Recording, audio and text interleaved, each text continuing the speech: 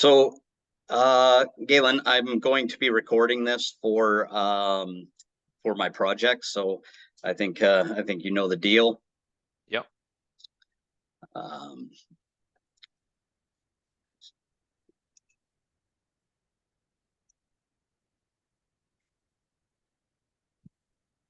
all right.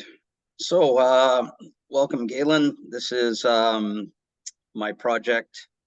Is Facebook as an educational tool. It's assignment 1, part 1 for PIDP 3240. I'm going to start off with a territorial acknowledgement. I would like to acknowledge that we are gathered today on the traditional and unceded territory of the Musqueam, Squamish, Tsleil-Waututh, Semiahmoo,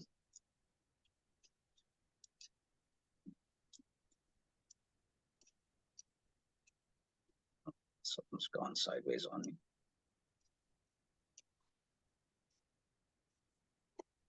Read it. First Nations. Introductions. Myself, my name's Terry Williams. Career, I'm a carpentry instructor at Portland Polytechnic University. My credentials, I have a red seal in carpentry and a diploma in forestry. How about yourself? I don't have the red seal, but I'm a graduate of BCIT with a diploma in electrical and computer engineering. That's about 15 years ago. Oh, okay. Yeah, I graduated BCIT in forestry in 2001, and then again for carpentry in, what was it, 2012, something like that. Nice. Okay. Creative Commons. Feel free to use this for your own purpose. Just please give me acknowledgements. That's all I ask. All right. What do you know about Facebook, Galen? Sorry, I'm not a social media guy, so I don't use Facebook that much. So you know that it's a social media. Yeah, because my kids use the Facebook, especially my daughter uses Facebook and Instagram, but not for Yes. me. Oh, okay. Well, you're better off than most, I think. Oh, I So, don't want to show my face, that's why. gotcha. All right, a little bit about the history. It was founded February 4th, 2009 at Harvard University by a bunch of students. You probably know the one of the founding members, Mark Zuckerberg, Dustin Moskovitz, Chris Hughes, Andrew McCollum, and Eduardo Saverin. Company as of October 2023 is worth $562 billion. So they're doing okay. And has roughly 2.91 billion monthly users. What is Facebook? Well, as you just said, it is a social media site where users can share photos, stories, post links to online content, chat live, and watch short films. Some good practices to apply when using Facebook for e-learning. One of the things we can do is use Facebook to create a strong sense of community. The best way to do this is to create a class Facebook group that is open to only the students in the class. And this allows them to share projects that they are working on. It allows them to collaborate on projects. So, Caitlin, what I'm going to do right now, I'm just going to go through some best practices. And then at the end, I'm going to open up Facebook and show you how you can do some of these things in there. Great. Okay.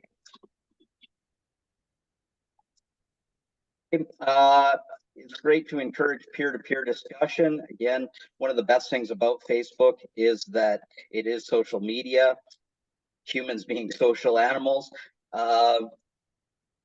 and students allows them to discuss things that they're working on, or any questions or problems that they come up with when they're working on their projects. Use Facebook messages to reach out to students. I don't know about your students, but I know with mine, they're pretty much glued to their phones, and and often they'll forget things at school, such as their books, but they never seem to forget their phone. So if I have to remind them of something, phone is by far the best way to do this. Add supplemental resources, so things like worksheets. For me in carpentry, it's a really good place to put how-to videos, things like how to cut and lay out and cut stair stringers. It's a useful tool for getting feedback from students. One of the things you can do in there is to set up polls and ask questions to gather some feedback from students about how you're doing, how they're doing, how the course is going, maybe changes that they want to see. Use Facebook for reminders. In this part, I use events, and what I use it for is as a reminder for when exam day is. You can use it for homework, assignments, so on and so forth. Right, and this is where I'm going to switch over to the internet.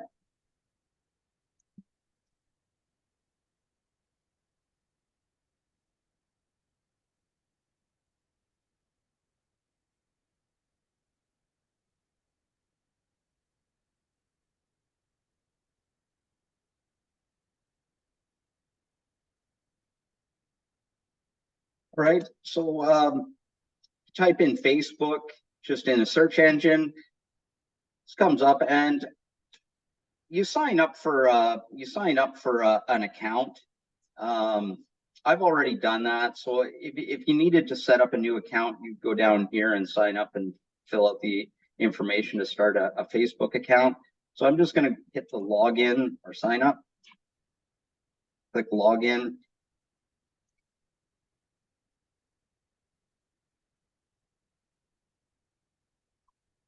Right, and this is my Facebook page we're looking at here. What we're interested in is on the left-hand side, you'll see something called groups. If you click on that, it lists all the groups that you're involved in. And what we're going to do is we're going to create a new group. And it prompts you to give this new group a name. And we'll just call this one Level 1 Carpentry.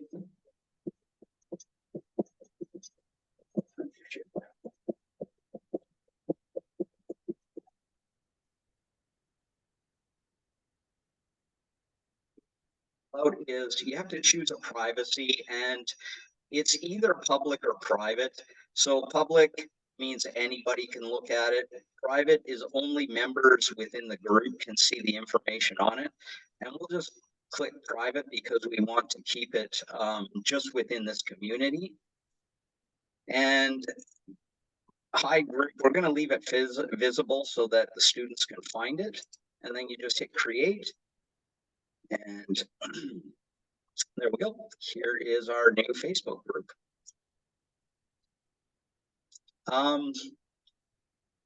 Galen, can you see these headings? That the little pointer is that? Yeah.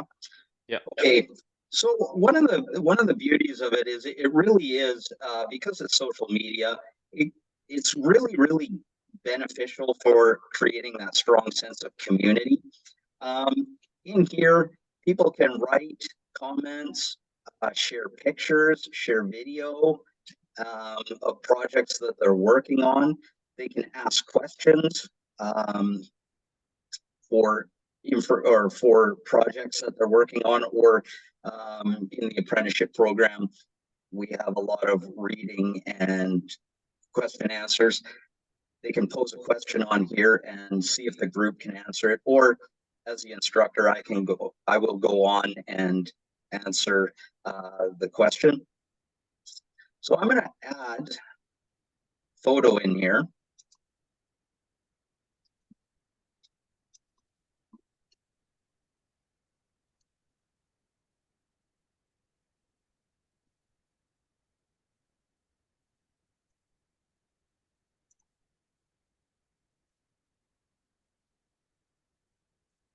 And post it. And you can see there's a picture of, I'm the ugly mug in the middle. This was a project I worked on up in Pemberton. It was a volunteer project to build a community barn. So I can add a comment in here and what we call the community barn. I'm in the middle.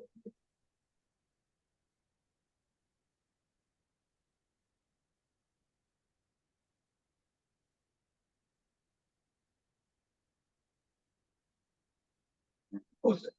And then you can go on and check out people's pictures and such that they put on. And it's got a button where you can like it or show interest in it. Again, you can make comments. Peer-to-peer discussions. One of the ways that you can have discussions with your students is through these rooms. Anybody can create one of these rooms, and you can invite the people that you want in to talk about it. I'm in the middle.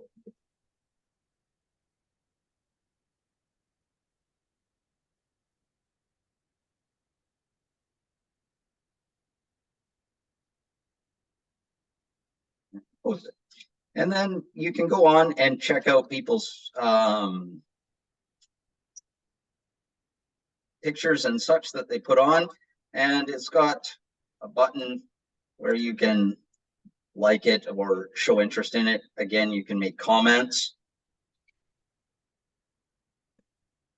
Peer-to-peer discussions. One of the ways that you can have discussions with your students is through these rooms. Anybody can create one of these rooms, and you can invite the people that you want in to talk about it.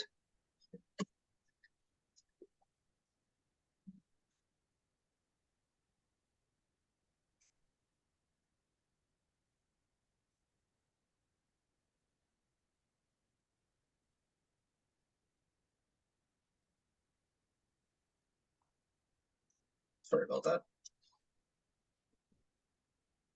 Okay.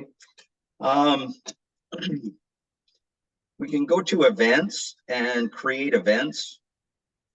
Like I was saying before, my students will forget their books and just about anything else, but they will not forget their cell phone. So it's great to add these reminders in. Add a new event. We'll call it exam A1. The date, we'll set it for Friday because Friday is test day. We'll set the time. 8 a.m. we start class. And person or virtual, it is in person. Location, APU Cloverdale.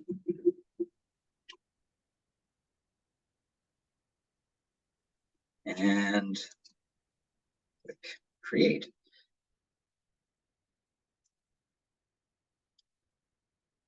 Now, one of the cool things that happens when you create something like this is whoever it goes out to, if Facebook has their cell phone information, it sends a text message to their cell phone as a reminder.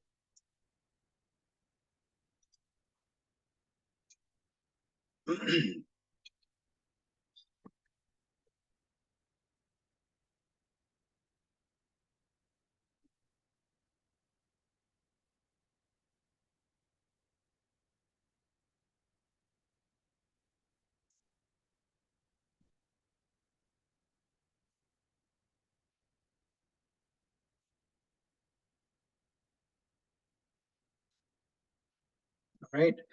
Back at the group page,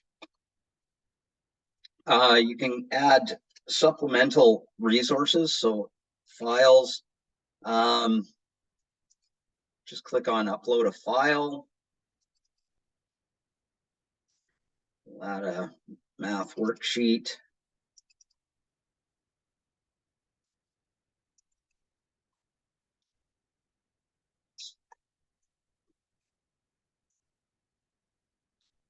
And the students can then download the conversion sheet document and work on it or use it as needed.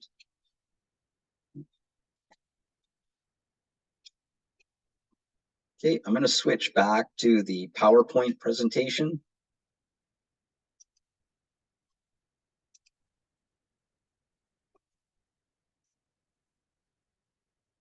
All right, some pros and cons of pros and cons of using Facebook as an educational tool. Pros is its accessibility to everyone. It's as long as you've got internet access and you set up an account, anybody can use it. It's ideal for social learning, enhances learner engagement through sharing and discussion. It's relatively inexpensive, and it's really useful for providing different types of feedback, such as peer-to-peer, student to instructor, and instructor to student.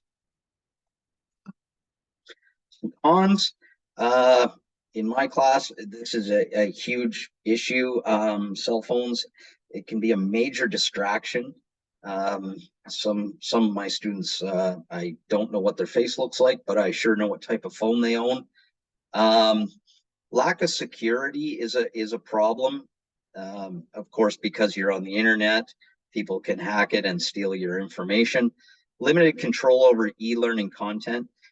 One of the issues is anything you produce and put on this Facebook group can easily be pirated.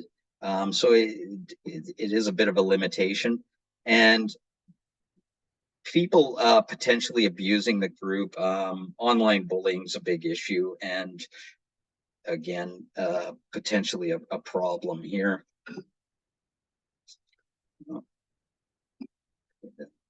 All right, that concludes my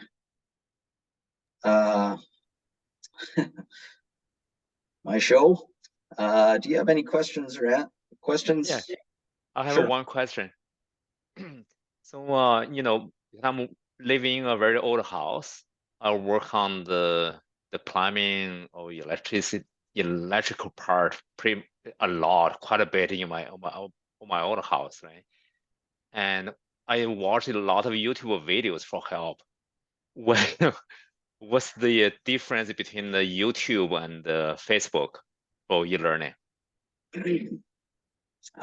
YouTube, you don't have to sign up for you don't have to establish an account. All you have to do is jump on YouTube and type in a query and it'll come up. What I like about Facebook is one of the issues I try to let my students know about is the great thing about the internet is anybody can post anything. The downside to the internet is anybody can post anything. So you have to always question the validity of the information you're getting. Does this person actually know what they're talking about? Mm-hmm. There's lots of people out there, and I've seen quite a few videos, especially on home improvements and stuff like that, where the person I would have to question their credentials. Oh, I see. Right? Yeah. That's about the best advice I think I could give you, Galen, is I wouldn't go with the first video that I see. I would usually check out a few of them and see if everybody's kind of suggesting along the same lines. Yeah, I see. Okay, you know what? In the future, I'll probably direct my question to you then. Sorry, what? I missed I will that. direct all my questions about the home renovation to you. Oh, yes, yeah. Well, you could. I will give you the best. I would give you the best answer I could. One of the things you also have to be mindful of is some of the stuff that's on the internet is for U.S. building codes, and Oh, our I see. building codes in Canada are different, Different, yeah. right? So that would be one thing I would certainly be mindful of.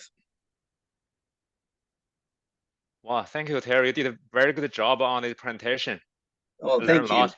Yeah. I was kind of nervous about it because Oh. I haven't done this before, so yeah, I'll do my first one pretty soon on Wednesday.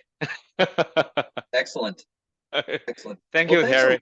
thank you so much for coming, Galen. I was kind of worried I wasn't going to get anybody. One more thing, Galen, before you leave, here are the references for um, any citations within the program. So, but I see. thanks again, and it's been a pleasure. Yep, no problem. All right, take Yeah, have a care. good one. Yeah, goodbye.